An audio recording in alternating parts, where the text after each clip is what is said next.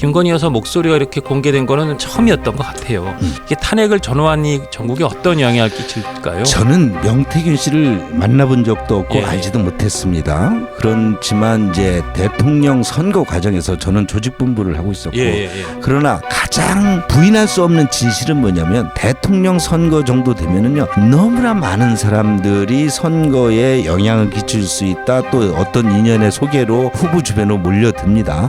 아마 누가 명태균 씨를 대통령 그 당시 후보 부부에게 소개를 했는지 모르겠습니다만 그분이 와서 뭐 그동안 명태균 씨가 그동안 많은 정치인들하고 접촉했기 때문에 영향력이 상당한 것으로 소개가 됐을 것이고 대통령 후보 부부께서는 그에 대해서 도와달라 뭐 여러 가지 의견을 얘기를 했을 것입니다. 그리고 그게 선거가 끝나고 당선인 후보자 시절에 뭐 보궐선거에 대한 공천 얘기 나올 때 아니 대통령 선거 때 도와달라고 한 주변 지인들 또는 도와줬다고 하는 분들에게 또 이러이러한 부탁이 왔을 때 저도 아이 그러면 알아보지요. 뭐 적절 이런 부분은 충분히 할 수 있다고 해요.